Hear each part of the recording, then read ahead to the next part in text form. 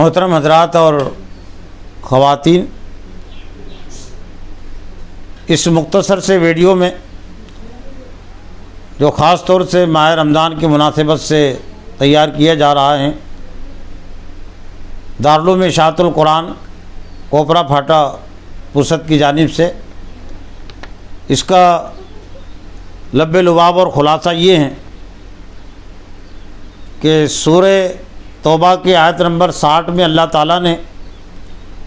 زکوٰۃ کے جو 8 مصاری بیان کیے ہیں، ان میں سے ایک اہم مصرف فی سبیل اللہ ہے۔ تو فی سبیل اللہ میں دین کی کون کون سی چیزیں آتی ہیں، تو میں نے اس تحریر میں اس کو پیش کرنے کی کوشش کی ہے۔ یہ مختصر سی تحریر ایک طرح سے 4 تفسیروں کے خلاصے اور نچوڑ پر مبنی ہے۔ مفتی شفیع صاحب رحمۃ اللہ علیہ نے معارف القرآن میں فی سبیل اللہ کے ذیل میں جو کام گنائے بیان کیے ہیں، اس میں اس کا تذکرہ ہے۔ اسی طرح سے مولانا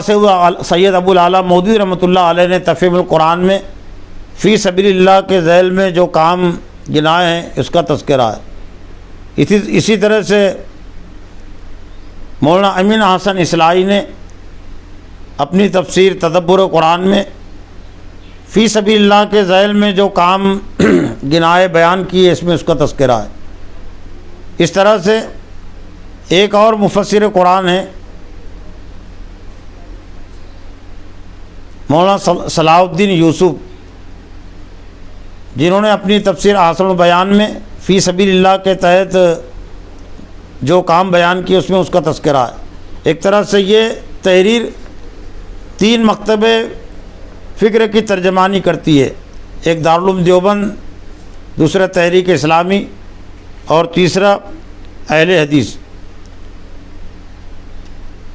تو میں نے اس موقع سے مناسب سمجھا کہ فی سبیل اللہ کے ذیل میں جو کام آتے ہیں، ان میں بنیادی طور سے دین کی دعوت اور دین کی تعلیم بھی ہے۔ تو میں یہ 4 تفسیروں کے حوالے سے آپ کے سامنے اس کو پیش کر رہا ہوں۔ قرآن مجید کے سورہ توبہ میں اللہ تعالیٰ نے زکوٰۃ کے جو 8 مصاری بیان فرمائے ہیں، ان میں سے ایک اہم مصرف فی سبیل اللہ ہے، یعنی اللہ کی راہ میں۔ اور اگر یہ کہا جائے تو بے جانا ہوگا کہ زکوٰۃ کے ان 8 مصارف میں سب سے اہم فی سبیل اللہ ہی کا مصرف ہے، یعنی اللہ کے راہ میں۔ سبیل اللہ کا لفظ بہت ہی جامع ہے، اور قرآن حدیث میں دین کے جن کاموں کے لیے سبیل اللہ کا لفظ استعمال ہوا ہے، وہ دین کے غلبے کے لیے دعوت دین، تعلیم دین اور جہاد و قتال۔ کچھ فقہاء نے سبیل اللہ میں صرف جہاد قتال کو شامل کیا ہے، لیکن قرآن کی بہت سی آیات سے یہ تخصیص صحیح معلوم نہیں ہوتی، کیونکہ سبیل اللہ کا ذکر ان بہت سی آیات اور صورتوں میں بھی آیا ہے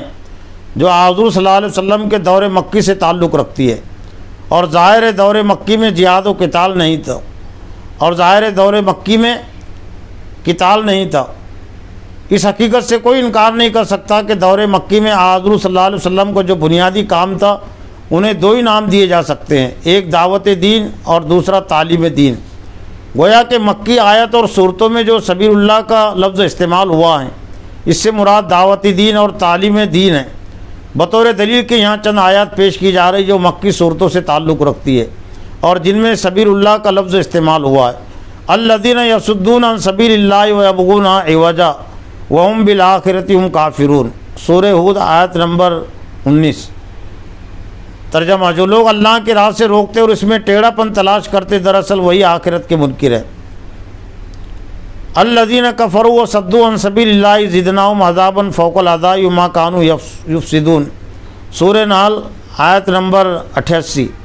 جن لوگوں نے کفر کیا اور اللہ کی راہ سے روکا، ہم ان کو عذاب پر عذاب دیں گے ان کے فساد کی وجہ سے۔ ادعو الی سبیل ربک بالحکمۃ والموعظۃ الحسنۃ وجادلہم باللتی ہی احسن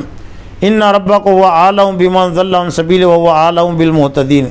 سورہ نحل مکی آیت نمبر 125۔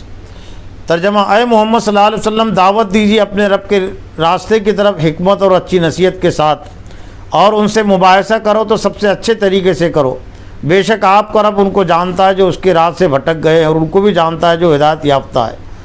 مذکورہ تینوں آیات سے بات واضح ہوتی ہے کہ دعوت دین اور تعلیم دین کا کام بھی فی سبیل اللہ ہی میں داخل ہے۔ اسی طرح ایک حدیث رسول صلی اللہ علیہ وسلم سے بھی تعلیم دین کا فی سبیل اللہ میں داخل ہونا ثابت ہوتا ہے۔ عن انس قال قال رسول اللہ صلی اللہ علیہ وسلم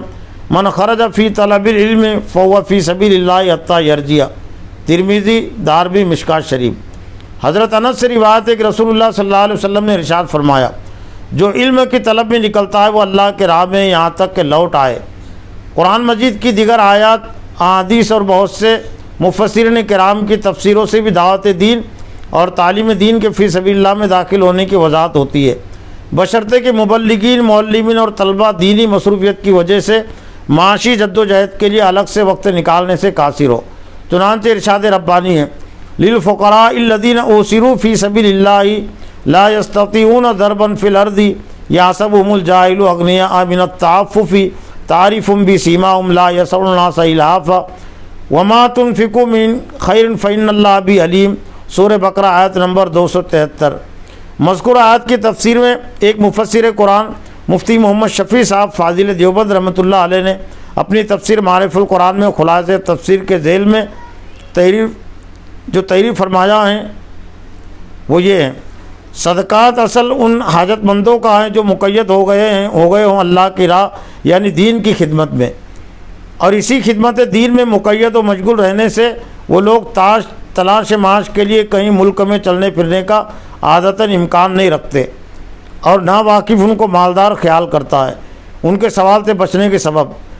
البتہ تم ان لوگوں کو ان کے طرز حیث سے پہچان سکتے ہو، کیونکہ فقر و فاقہ سے چہرے اور بدن میں ایک گونا اضمحلال ضرور آ جاتا ہے، اور یوں وہ لوگوں سے لپٹ کر مانگتے نہیں پھرتے جس سے کوئی ان کو حاجت مند سمجھے۔ معارف القرآن جلد اول صفحہ نمبر 638۔ اسی آیت کی تفسیر میں معارف و مسائل کو عنوان سے مفتی محمد شفیع صاحب تحریر فرماتے ہیں، یہاں فقراء سے مراد وہ تمام لوگ ہیں جو دینی مشغولیت کی وجہ سے دوسرا کوئی کام نہیں کر سکتے۔ اس آیت سے معلوم ہوا کہ کوئی فقیر قیمتی کپڑے پہنے ہوئے ہو تو اس کی وجہ سے اس کو غنی نہیں کہا جائے گا بلکہ اس کو فقیر ہی کہا جائے گا، اور ایسے آدمی کو زکوٰۃ دینا صحیح ہوگا۔ منقول معارف القرآن جلد اول صفحہ نمبر 642۔ مذکور آیت کی تفسیر میں ایک اور مفسر قرآن مولانا صلاح الدین یوسف اپنی تفسیر احسن بیان میں تحریر فرماتے ہیں، اس سے مراد وہ مہاجرین ہیں جو مکہ سے مدینہ آئے اور اللہ کے راستے میں ہر چیز سے کٹ گئے۔ دینی علوم حاصل کرنے والے طلبہ اور علماء بھی اس کے ذیل میں آ سکتے ہیں۔ احسن بیان صفحہ نمبر 120۔ واضح ہے کہ مذکورہ تفسیر ابھی چند سال پہلے سعودی حکومت نے مدینہ منورہ سے بھی شائع کی ہے۔ اس میں ترجمہ مولانا محمد جوناگڑھی کا ہے اور تفسیر مولانا صلاح الدین یوسف کی ہے، اور سعودی حکومت کی طرف سے یہ تفسیر بہت سارے حاجیوں کو، عمرہ کرنے والوں کو تحفہ دی بھی جاتی ہے۔ مذکورہ آیت کی تفسیر میں ایک اور مفسر قرآن مولانا امین حسن اصلاحی صاحب اپنی تفسیر تدبر قرآن میں تحریر فرماتے ہیں، یعنی کسی دینی مقصد نے ان کو کسب معاش کی جد و جہد سے روک رکھا ہے۔ یہ لوگ تجارت وغیرہ کے لیے ادھر ادھر سفر نہیں کر سکتے۔ قرآن کے زمانے نزول میں اس آیت کے بہترین مصداق اہل صفہ تھے، اور اس میں شبہ نہیں کہ حدیث میں ان کی جو خصوصیات بیان ہوئی ہیں وہ ٹھیک قرآن کے اشارات کے مطابق ہے۔ تدبر قرآن جلد اول صفحہ نمبر 624۔ مذکورہ آیت کی تفسیر میں ایک اور مفسر قرآن مولانا سید ابو الاعلیٰ مودودی رحمۃ اللہ علیہ اپنی تفسیر تفہیم القرآن میں تحریر فرماتے ہیں، اس گروہ سے مراد وہ لوگ ہیں جو خدا کے دین کی خدمت میں اپنے آپ کو ہماتاً وقف کر دیتے ہیں اور سارا وقت دینی خدمات میں صرف کر دینے کی وجہ سے اس قابل نہیں رہتے کہ اپنی معاش کے لیے کوئی جد و جہد کر سکے۔ نبی صلی اللہ علیہ وسلم کے زمانے میں اس قسم کے رضاکاروں کا ایک مستقل گروہ تھا جو تاریخ میں اصحاب صفہ کے نام سے مشہور ہے۔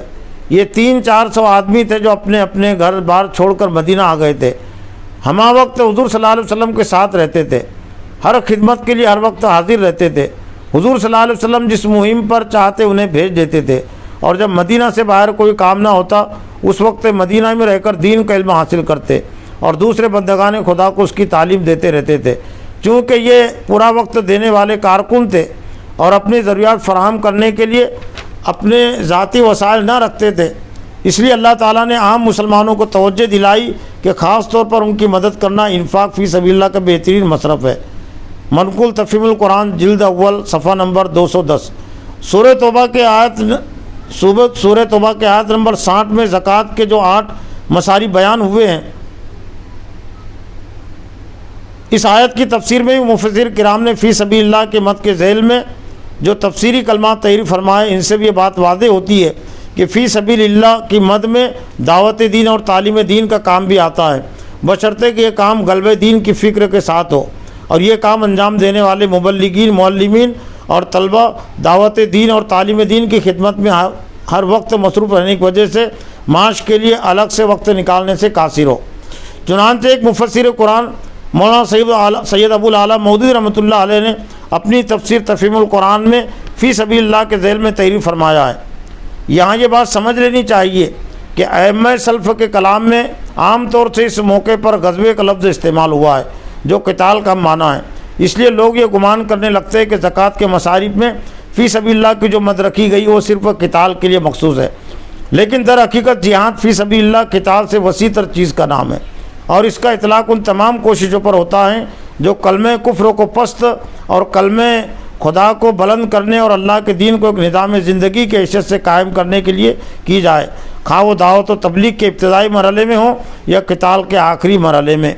تفہیم القرآن جلد دوم صفحہ نمبر 208۔ مذکور آیتی کی تفسیر میں ایک اور مفسر قرآن مولانا امین حسن اصلاحی صاحب فی سبیل اللہ کی مد کے ذیل میں تحریر فرماتے ہیں، فی سبیل اللہ ایک جامع اصطلاح ہے جس کے تحت جہاد سے لے کر دعوت دین اور تعلیم دین کے سارے کام آتے ہیں۔ وقت اور حالات کے لحاظ سے کسی کام کو زیادہ اہمیت حاصل ہو جائیں گی اور کسی کو کم، لیکن جس کام سے بھی اللہ کے دین کی کوئی خدمت ہو وہ فی سبیل اللہ کے حکم میں داخل ہے۔ تدبر قرآن جلد سوم صفحہ نمبر 593۔ ایک اور مفسر قرآن مولانا صلاح الدین یوسف اپنی تفسیر حاصل بیان میں مذکور آیت کے ذیل میں تحریر فرماتے ہیں، فی سبیل اللہ سے مراد جہاد ہے، یعنی جنگی سامان و ضروریات مجاہد، چاہے وہ مالداری ہو، اس پر زکوٰۃ کی رقم خرچ کرنا جائز ہے۔ اور احادیث میں آتا ہے کہ حج اور عمرہ بھی سبیل اللہ میں داخل ہے۔ اسی طرح بعض علماء کے نزدیک تبلیغ و دعوت بھی فی سبیل اللہ کی مد میں داخل ہے، کیونکہ اس سے بھی مقصد جہاد کی طرح اعلاء کلمت اللہ ہے۔ حاصل بیان صفحہ نمبر 529۔ اسی طرح فقہ حنفی کی ایک مشہور و معروف کتاب شرح وقایہ جو درس نظامی کے تحت چلنے والے تمام دینی مدارس کے نصاب میں داخل ہے، اس کی اردو شرح لکھنے والے ایک عالم دین مولانا محمد غریب اللہ مسرور فاضل دیوبند نے اپنی کتاب السقایہ علی شرح الوقایہ میں باب المصارف میں فی سبیل اللہ کے مد کے ذیل میں امام یوسف اور امام محمد کے قول کو ذکر کر کے حل المشکلات کے حاشیے کے تحت جو تبصرہ کیا ہے وہ بھی پیش ہے۔ یہ فی سبیل اللہ کی تعین ہے، مطلب یہ کہ جو شخص اللہ کے راہ میں نکلے مگر سواری اور دیگر اخراجات نہ ہونے کے سبب لشکر اسلامی میں جا ملنے سے عاجز ہے۔ یہی وضاحت کہ امام محمد نے منقطع الحجات سے اس کی تعبیر، یعنی جو سفر حج میں اس طرح عاجز ہو جائے، پھر وہ کہتے ہیں کہ یہ تمام نیکی کے کاموں کو شامل ہوگا، مثلا دینی علموں کو حاصل کرنے کی غرض سے جو گھر سے نکلتا ہے وہ جب تک اپنے گھر واپس نہ آ جائے فی سبیل اللہ میں ہے۔ چنانچہ اگر اس مدت میں محتاج ہو تو اس کو دینا بھی جائز ہوگا، لہذا غزات اور حجاج سے پر اس کو محدود کرنا اس کے اطلاق کے خلاف ہے، بلکہ جو بھی کسی نئے کام کی غرض سے نکلے اگر محتاج ہو تو اس کو دیا جا سکتا ہے، اگرچہ اپنے گھر میں غنی ہوں، اور اسی پر فتویٰ ہے۔ منقول السقایہ علی شرح الوقایہ جلد اول صفحہ نمبر 356۔